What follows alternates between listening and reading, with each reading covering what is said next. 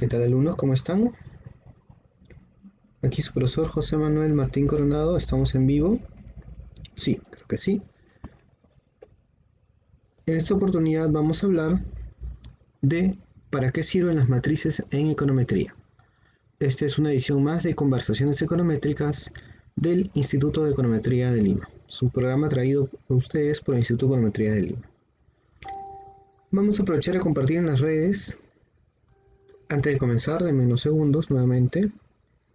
Y en unos segunditos comenzamos. Voy a compartir en las redes para que más de sus amigos aprovechen este video en vivo, que es una parte de lo que se enseña en el diplomado de econometría desde cero que damos inicios cada mes. Vamos a comenzar. Vamos a compartir en diversos grupos. Espero que les pueda interesar. Recuerden que el programa Conversaciones Econométricas tiene un horario aleatorio y en realidad una transmisión aleatoria puede aparecer en cualquier momento. En cualquier momento, sin previo aviso, como dicen. Yo solamente quiero compartir en un par de grupos más y creo que eso sería todo. Me falta uno, me parece. No, este sería todo. ¿Sí? Y ya, si ustedes lo consideran apropiado, pueden compartir en otros grupos si es que por alguna razón les podría interesar tal vez a algunos de sus amigos o compañeros. De todas maneras, yo comienzo y ya está. Muy bien. Entonces, el tema de las matrices de econometría ha sido muy polémico, ¿no?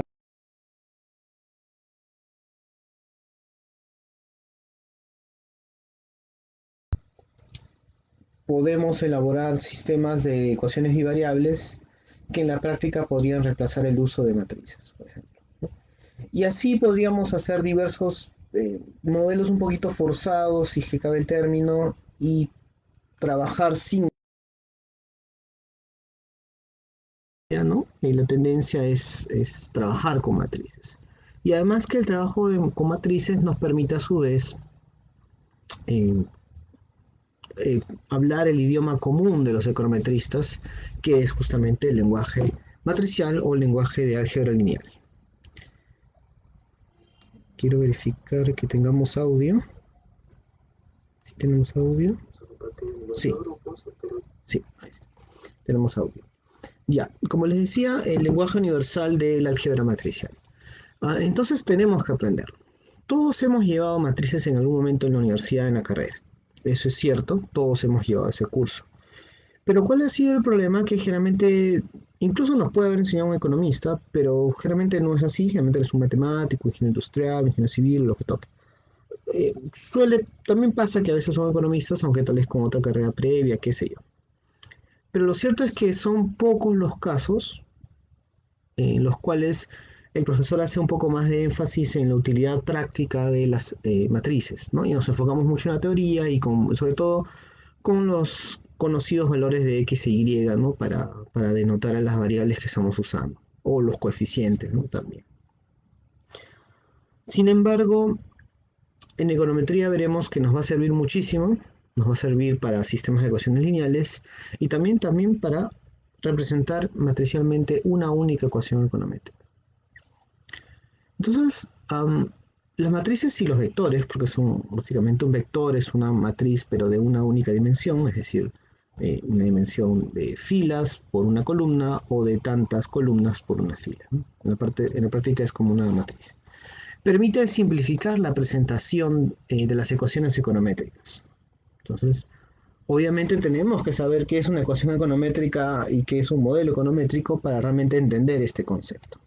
Entonces aquí les presento, por ejemplo, una función de demanda, ¿no? Típica función de demanda de micro. En este caso es la cantidad, si quieren, demandada del bien X, que depende del precio del bien X, depende del precio del bien Y, que es su sustituto imperfecto, lo que quieran, y depende pues de esta cantidad Y, es decir, la cantidad de la competencia, ¿no? Si la competencia tal vez se está llevando la cuota del mercado de esa empresa, probablemente es porque me están comprando a mí menos productos, ¿no? Um, Entonces ese sería un modelo básico, pero vamos a linealizarlo, vamos a convertirle no en una función sin estructura, sino una función con una estructura, en este caso lineal. Y sería este el caso. Aquí hay una pequeña, el A3 quiero achicarlo, a ver si me permite el sistema. Vamos a achicarlo.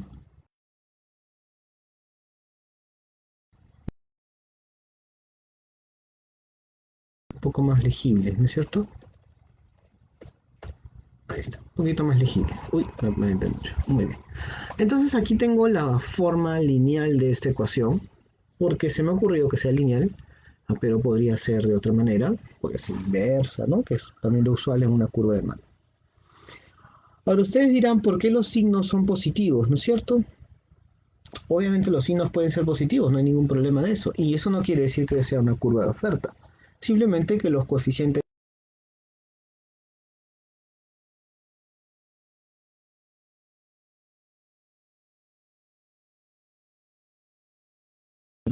en este caso, si sube el precio de ese bien, probablemente la cantidad demandada de ese bien baje. Si sube el precio del bien sustituto, probablemente y el A3 posiblemente sea negativo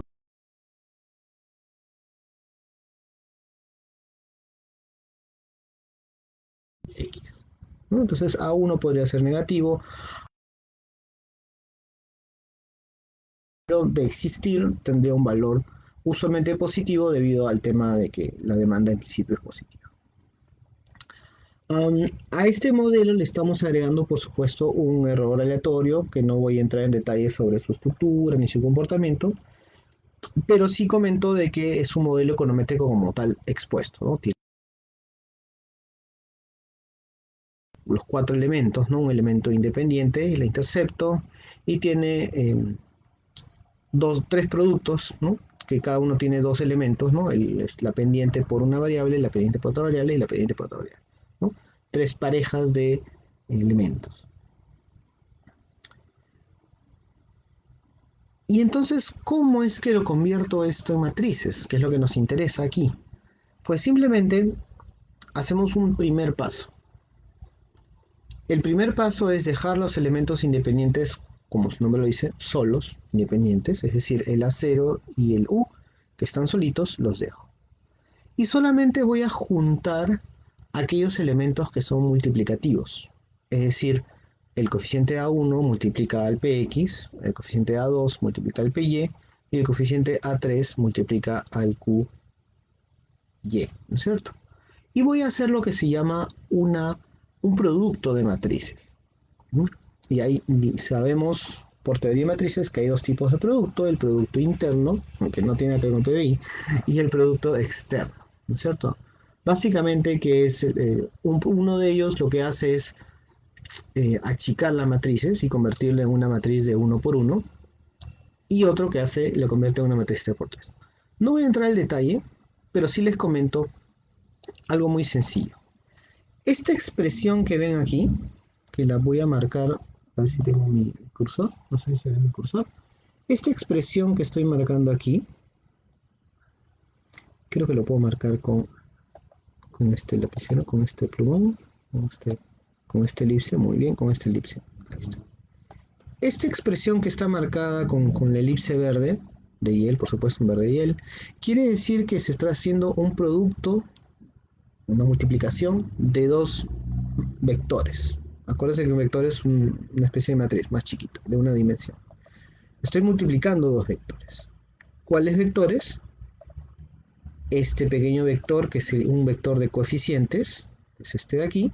Simplemente pongo los tres coeficientes, los pongo juntos y los llamo vector de coeficientes.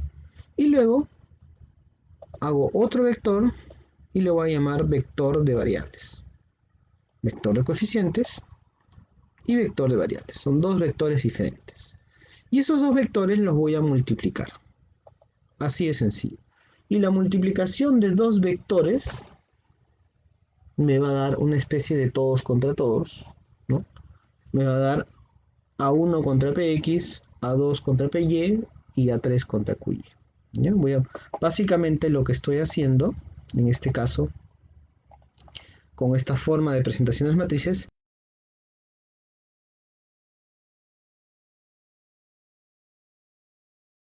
segundo con el segundo y el tercero con el tercero. ¿Sí? Esta es la forma en que yo estoy planteando mis matrices. Hay mucha teoría de las matrices detrás, incluso detrás de esta operación que es tan sencilla, hay mucha precisión. Por ejemplo, que este vector de variables en realidad no está echado. Como ustedes sabrán, las matrices pueden ser verticales, o los vectores pueden ser verticales, o pueden ser horizontales, ¿no? Columna vertical o fila horizontal. Columna vertical o fila horizontal. Entonces, en este caso ustedes ven que está echado, los dos están echados, ¿no es cierto? Por teoría de matrices sabremos de que no pueden estar los dos echados. Tiene que estar o bien uno echado y otro en vertical, o bien otro en vertical y uno en horizontal. Tiene que haber esa diferenciación. ¿Ya?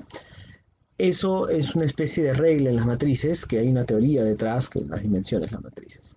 Pero lo cierto es que por simplicidad no lo estoy indicando claramente aquí, para no complicarles, pero sí les comento que para decir que, que este vector horizontal o vector fila en realidad no es un vector fila o un vector horizontal, le estoy poniendo este apóstrofe. Y este apóstrofe quiere decir que tengo que girar la matriz. Es decir, si es horizontal, me lo imagino que es vertical. O si es vertical, me lo imagino que es horizontal. Eso se llama la transposición. Entonces yo estoy diciendo que el vector de coeficientes o el vector de pendientes, porque acuérdense que estos son pendientes, el vector de pendientes es un vector fila, es un vector horizontal, mientras que el vector de variables es un vector vertical o un vector columna. Pero como no lo puedo representar en esta manera porque es una pizarra muy sencilla, lo estoy poniendo horizontal, y para respetar la regla de las matrices, lo que estoy diciendo es que este vector que lo veo horizontal en realidad está en vertical. ¿Sí? Entonces, por eso es necesario conocer esas reglas de matrices, y como les digo, si han llevado matrices en la universidad en la primera parte, pues es bastante, es una manera de recordar ese punto. Pero este aspecto es relevante porque nos va a permitir expresar de manera correcta la ecuación, ¿no? Una vez que hemos planteado esta ecuación número 3, es decir, los elementos autónomos separados, el error y el intercepto independiente o el vectores, el vector de pendientes y el vector de variables. De las variables obviamente independientes, las variables de la derecha, las variables exógenas si quieren. Ahora, este planteamiento puede extenderse aún más. Incluso una segunda extensión que ya no está puesta en este video, pero en esta primera parte puedo mostrarles que hay una extensión posible a este planteamiento. Y la extensión posible es la siguiente. Si me permite, esta de acá. ¿Qué cosa he hecho aquí en esta ecuación número 4? Ese intercepto que estaba solito, ¿no es cierto? Estaba abandonado. Lo que hice fue introducirlo en el vector de coeficientes, ¿no es cierto? Lo introduje en el vector de coeficientes. Pero no puedo introducir ese coeficiente A0 en el vector de coeficientes sin también incluir un elemento adicional en el vector de variables. Pero ¿cuál es el problema? No tengo otra variable. Solo hay tres variables, obviamente exógenas e independientes del modelo. Solamente hay tres. La otra es una variable dependiente, es la variable cantidad demandada, es otra variable. Entonces tengo un problema. Acuérdense entonces de la regla matemática básica. Cuando algo no está multiplicado por nada, en realidad está multiplicado por 1, ¿no es cierto? Este A0 no es que sea A0 solito, ¿no es cierto? A0 es lo mismo que A0 por 1.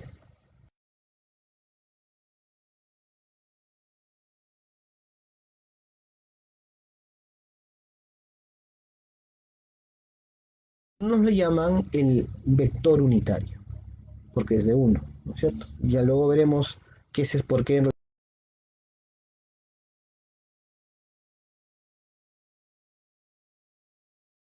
que ese valor de 1 es lo que está multiplicando a las... Acá habrían 1, ¿no es cierto?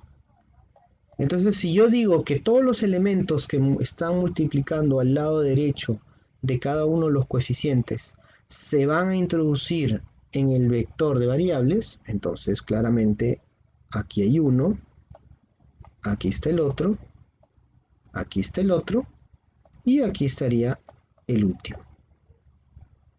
¿Cierto? ¿Sí? ¿Lo ven? Acá habría uno, aquí estaría el otro, el px y el 1 estaría aquí. ¿Correcto? De esa manera es que yo puedo introducir este coeficiente solitario en, en mi vector de coeficientes. Entonces mi vector de coeficientes pendientes, o sea que eran solamente las pendientes, el A1, el A2, el A3, es decir, los vectores que multiplicaban las variables, ya no es un vector solo de pendientes, ahora es un vector de pendientes e interceptos, o intercepto, que también lo podemos llamar vector de coeficientes. Mientras que en esta primera ecuación 3 se llamaba vector de pendientes, que son coeficientes, pero solamente los coeficientes que son pendientes, en este último, en el 4, son los vectores totales, todos los coeficientes totales, vector de coeficientes. Y el vector de variables lo podríamos dejar con ese nombre, con la salvedad de que este 1 en realidad técnicamente no es una variable, pero le llamamos, y aquí es bien importante, vector o matriz. Vamos a decir por qué luego se llama matriz, vector de datos. ¿Por qué de datos? Porque el 1, el px, el py y el qy es información que yo voy a agregar al modelo para poder calcular la variable dependiente, el qx. En realidad, veremos en econometría nosotros que lo que queremos calcular no es tanto el valor de la variable por sí mismo, sino queremos calcular el vector de los coeficientes a través de algunas operaciones matemáticas de matrices. Podemos despejar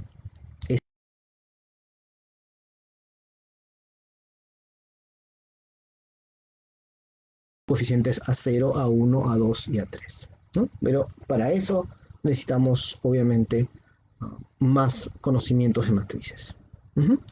Entonces eso se dirá, profesor, pero ya, perfecto, el punto 1 me queda claro, el punto 2 me queda claro, es un clásico, un modelo simple tradicional. El modelo 3 entiendo que ha comenzado a agruparlos, ¿no? Grupo de pendientes, grupo de variables, y en el cuarto ha agrupado un poquito más, es decir, ha incluido al coeficiente, ¿no? Y el U lo ha dejado solo, sí. Ahora, el U también lo podría haber incluido, pero no tenía mucho sentido porque ya rompería el concepto de vector de coeficientes, ya que U no es un coeficiente, U es una variable aleatoria, pero es una variable. Por lo tanto, no podría ir técnicamente dentro de este vector.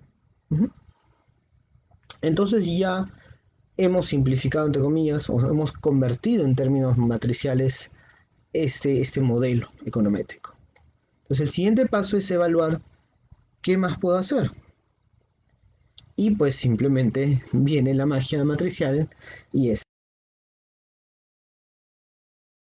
y a 3 lo puedo convertir simplemente en la letra A. Y eso es lo que hacen los libros. Y este vector, vamos a ver este color verde, y este vector, todo esto de aquí se convierte en A, ¿correcto? Y este vector ya dijimos, variables, o mejor dicho, vector de datos, datos porque son las variables más el vector unitario, se convierte en transpuesta para mantener esta idea, ¿no? De que está transpuesta. Ojo, en principio eso dependerá de la manera en que presentemos el modelo, ¿no? Si presentamos el modelo con la transpuesta o no, que eso ya es una regla visual más que dura, ¿no? De la econometría. Perfecto. Entonces ya está claro que nuestro modelo lo podemos reducir a una cosa tan sencilla como Qx es igual a AX por X, Qx es igual a por X, mejor, más U del error aleatorio. Y ya está. Es una forma de presentación más sencilla. Claro está que obviamente dentro del valor de A están estos cuatro valorcitos, estos cuatro coeficientes, y dentro de los elementos de X son estos cuatro, tres variables y este vector unitario o este elemento unitario. Pero esta forma de presentar, y a algunos no les gusta presentarlo en mayúsculas, sino en minúsculas también. Entonces, si quieren, para efectos prácticos, si quieren vamos a presentarlo como minúsculas, a ver si lo puedo poner. Lo pongo como minúsculas porque muchos libros lo hacen así también, con minúsculas. Y a veces puede ser complicado porque algunas personas, pues, hay un lenguaje básico que sugiere que los vectores se ponen en minúsculas y las matrices en mayúsculas, pero algunas personas, algunos autores de libros, les da igual y a todo le ponen minúsculas, ¿no? Ya es cuestión de gustos, ¿no? Entonces yo podría decir que es este vector A sin ningún tipo de subíndice, y ese es el vector X, traspuesta por supuesto, que representa todo el vector de datos. O sea, lo puedo poner en mayúscula o en minúscula. Y yo personalmente me gusta manejarlo en mayúsculas, todo lo que son vectores y matrices, pero ya dependerá mucho de los usos y costumbres de los profesores, de los libros que ustedes lean. Lo he convertido de mayúscula a minúscula, tal vez por un poco de facilidad, pero recuerden que van a encontrarse con lenguaje en mayúsculas y con lenguaje en minúsculas, ¿no? Eso, el libro Green, por ejemplo, suele usar minúsculas, por ejemplo, en muchos casos, pero tal vez el Bujarati suele usar más mayúsculas, ¿no? Ya dependerá un poco de los gustos de los autores. Recuerden que cualquier cosa, si ustedes quieren aprender un poco más de matrices, porque esto solamente es un cortito, si quieren aprender mucho más de matrices, tenemos dentro del diplomado de econometría desde cero un módulo dedicado a las matrices econométricas. Le llamamos matrices econométricas, pues son matrices aplicadas a la econometría, no son matrices como les enseñaron en el primer y segundo ciclo, es algo más aplicativo. ¿Ya? Este punto, recuerden, um, es muy importante porque es el lenguaje de la econometría y es el lenguaje que posteriormente van a llevar ustedes a lo que es el trabajo computacional, ¿no? El Stata, el R, el Python, todos trabajan con matrices, ¿no? Y todos los arrays, las listas y todos son formas de ordenamiento matricial o vectorial. Y necesitamos estar cómodos con este lenguaje, ¿no? Y esto es en principio lo que nos diferencia de incluso de algunos estadísticos, ¿no? Que a algunos estadísticos no les gusta usar mucho las matrices, ¿no? Prefieren las sumatorias y todo eso, que también vale, pero en este caso el lenguaje matricial nos da un poquito más de facilidad de comprimir la información, ¿no? En vez de que sean todos estos 4 y 5 elementos, lo reducimos solamente a 3, ¿no? O a 2, ¿no? Que es un poquito más sencillo, ¿no es cierto? Eso sería todo por hoy. Se despide su profesor José Manuel Martín Coronado del Instituto de Econometría de Lima. Les invitamos a que se inscriban al diplomado de econometría desde cero, que dura 6 meses de econometrías, teórico práctico. Tenemos con diversos caminos, diversos tracks. Tenemos en modalidad Stata, de modalidad eViews, tenemos modalidad R. Entonces ustedes más o menos pueden decidir con qué econometría, con qué paquete aprenderlo. ¿Está bien? Es un poco la finalidad del curso, es adaptarnos a los diversos estilos, ¿no? Y también de diversos estilos y diversas tendencias. Eso sería todo por hoy, estimados alumnos. Muchísimas gracias. Y acuérdense de poner like a esta publicación, por supuesto, y poner activar las notificaciones y compartir con todos los alumnos que quieran para que aprovechen estos pequeños momentos de conversación. Hasta la próxima.